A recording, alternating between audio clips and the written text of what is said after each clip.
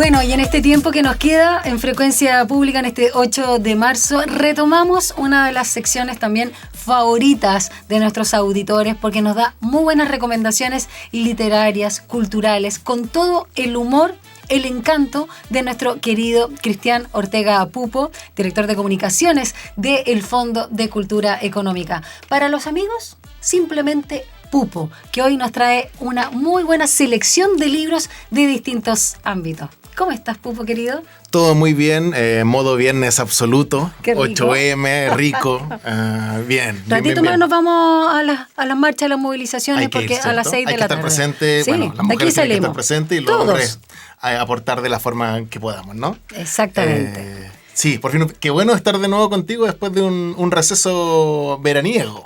Sí, estuvo rico, agradable, largo, caluroso, eso Caluroso. sí, suscitado noticiosamente y en mi caso además muy, muy leído y siempre agradecida también por todo lo que nos comparte el Fondo de Cultura. Si bien estoy seguro que fue muy, muy leído, también estoy seguro que vienen muchas, muchas más cosas para que esa torre que tienes en tu velador siga creciendo. La verdad que ya está en el techo de mi casa, literalmente.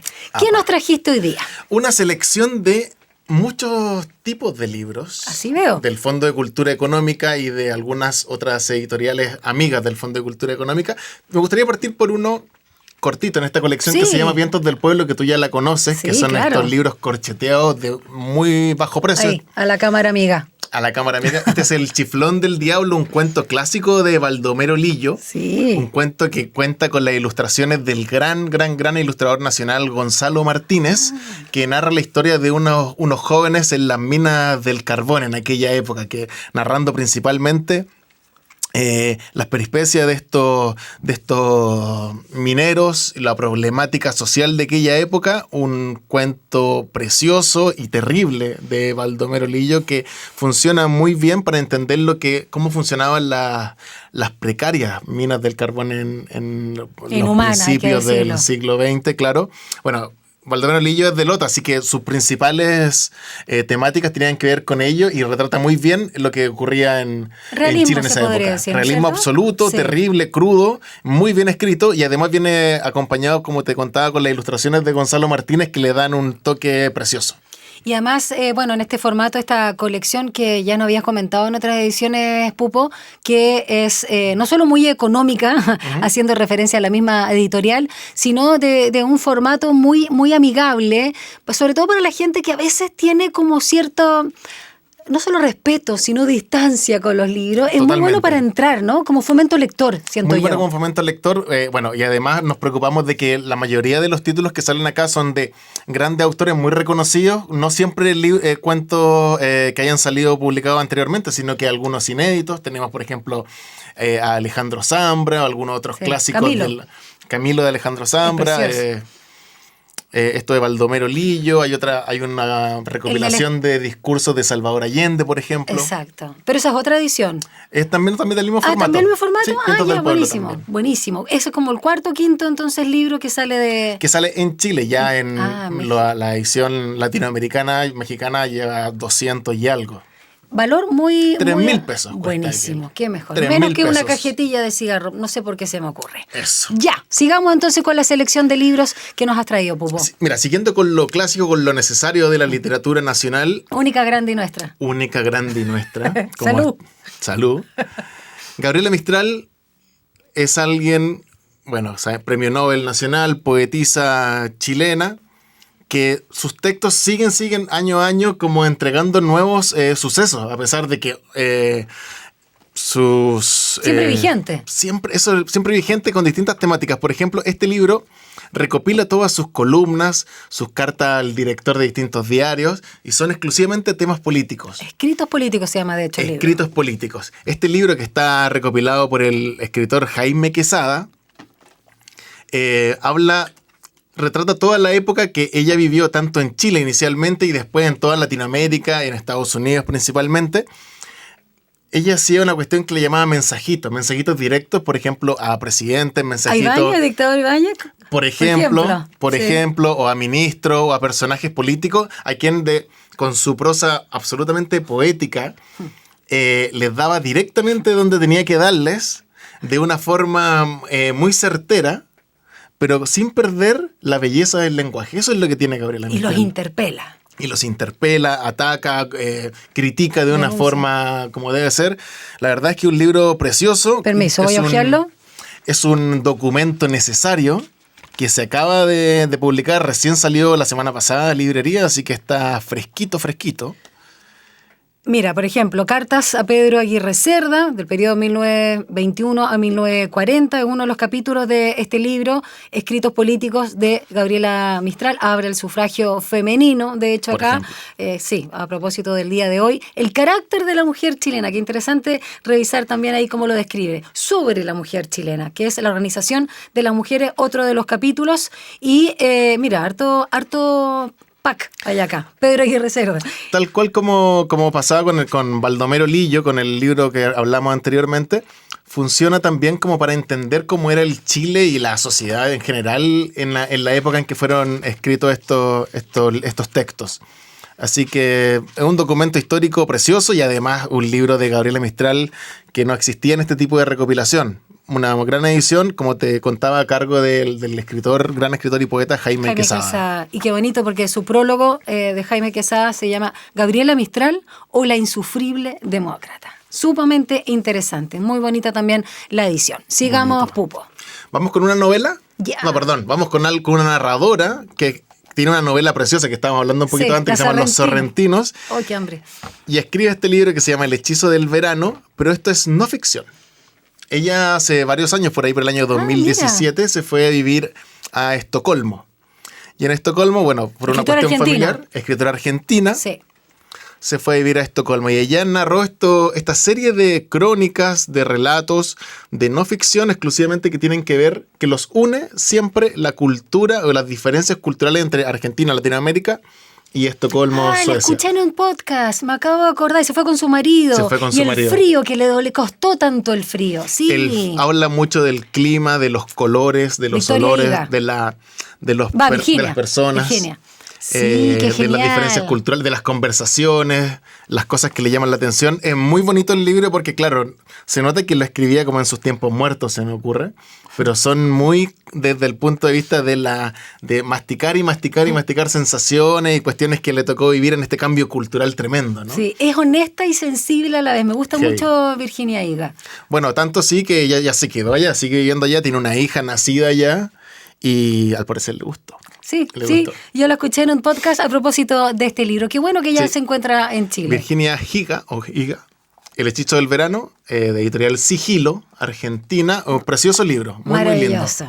Otro que también está relacionado con el día de hoy y que siempre vale la pena resaltar los logros, sobre todo en nuestra historia local, nuestra historia nacional. Tal cual. El Fondo de Cultura Económica acaba de editar el liderazgo empresarial femenino de la historia económica de Chile. Son textos editados por Bernardita Escobar y Manuel Llorca.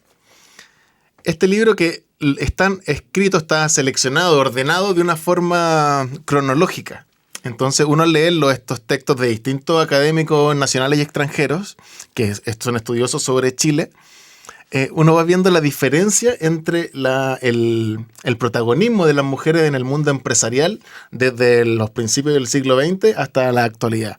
Entonces, llama mucho la atención. Diferencia epocal, finalmente. Por ejemplo, los primeros ensayos que son del 1920, 1930, principalmente tienen que ver con mujeres que recibieron dinero de herencia o son viudas derechamente. Y ahí tuvieron que de una u otra forma como que envalentonarse porque, claro, no tenían el conocimiento, no les permitía muchas veces estudiar.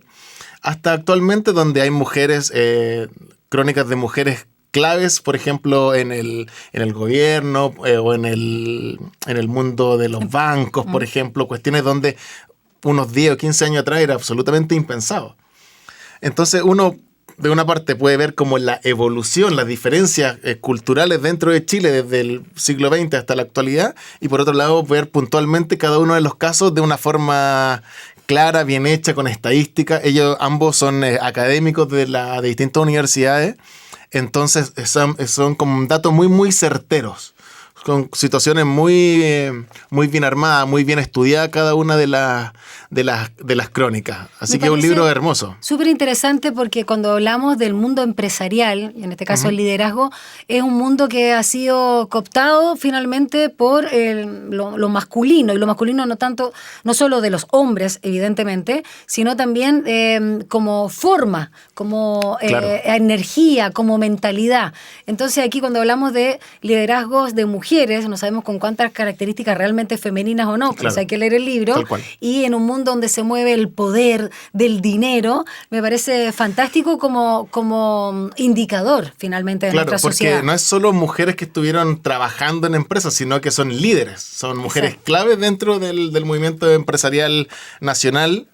Está muy bien, yo no recuerdo que exista otro libro, puedo estar equivocado, otro libro que se dedique exclusivamente a este tema, y qué bueno que salió justo en esta fecha, así que estamos felices con este libro, esperamos que se lea como debe y que de tenga... hecho, te lo pedí que lo trajera porque me parecía que era muy ad hoc también a lo que estamos viviendo y reflexionando, sobre todo en el día de hoy. Buenísimo. De hecho, vamos a invitar a ver si encontramos a uno de los autores. Sí. Bernardita Escobar está absolutamente disponible a conversar, así que es cosa de coordinarnos y podemos hablar con ella mismo sobre este libro.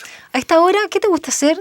¿Dormir, descansar un ratito o estar aquí conversando? Yo soy bueno para la siesta. Yo también. Aquí varios somos buenos para la siesta. El tema es que no hay tiempo, es complicado hacerlo. Yo debo admitir que en la época pandemial, por decirlo, palabra nueva, era mejor.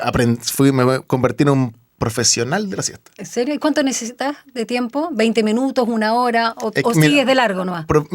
Soy un profesional en serio, o sea, probé todas las opciones.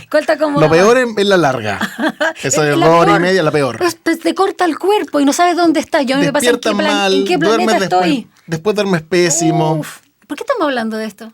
Porque tenemos un nuevo librito que es del Fondo de Cultura Económica que se llama La siesta, de Daniela López. Un libro pensado para los niños más pequeños de la casa. O sea, estamos hablando de... A los que obligan a dormir siesta. ¿Partiste? A los que obligan a dormir siesta, 3, 4 años, primeros lectores. Es la historia de una niña que está de vacaciones con sus padres y su madre la obliga siempre a dormir la siesta. ¿A ti te obligaban? A mí me obligaban a dormir siesta. A mí también en el campo, en las vacaciones. Claro, por ahí va. Y ella cuando se va a meter a su pieza para dormir la siesta se da cuenta que el sol, porque la mamá le cierra las cortinas para que esté un poquito más oscuro y puedan dormir más tranquilo, el sol igual se entra de una u otra forma a la pieza. Y ella dice, yo voy a hacer lo contrario, yo me voy a escapar para salir. Entonces ella, este cuento muy bonito, muy simple, muy bien ilustrado, narra la historia de la protagonista de esta casita donde se escapa al patio a revisar las cosas que ocurren mientras todo el resto de la casa duerme siesta. Qué lindo. Lindo. A un buen precio. Este libro cuesta 11.900 pesos, tapadura. Eso te iba a decir, tapadura, papel cuché, rico olor ahí de la tinta. Estos libros que nos encanta tocar, sentir. Es un lindo cuento como para uno agarrar y empezar a contarle a un grupito de... ¿Primera infancia? Primera infancia, primeros lectores. Sí. Buenísimo. Entonces, solamente repitamos para recapitular. Colofón, como diría nuestro querido Rusio Ulloa, que le mandamos un saludo. Sí, saludos. Aprovecha la cámara ahí que nos va a quedar grabado en YouTube. Saludos, Rusio, te queremos. Rusio. Ya, Pupo. Vamos entonces con los títulos y luego vamos todas las coordenadas, por supuesto, de la librería que está sobre todo en Bulnes. El Chiflón del Diablo, de Baldomero Lillo, un clásico recién salido de imprenta. Liderazgo empresarial femenino, también acá está. El Hechizo del Verano, de la argentina Virginia Higa, de la gran Gabriela Mistral, sus escritos políticos seleccionados por don Jaime Quesada. Y por último, este libro maravilloso para los más chiquitos de la casa llamado La Siesta. Coordenadas en redes sociales, la dirección y horario de atención de la librería. Eso, síganos en nuestras redes sociales del Fondo de Cultura Económica, @FCE Chile. Estamos en el Paseo Bulnes 152, aquí en nuestra librería, hasta las 7 de la tarde todos los días. En Valparaíso también, en el Paseo Yugoslavo, también de lunes a domingo, los muchachos de Valparaíso. Así que vayan a vernos, sigan nuestras redes, tenemos un montón de eventos siempre. Si te dicen, presentaciones. soy auditora de Radio USACH, no solo de frecuencia pública, y te conocen, una atención.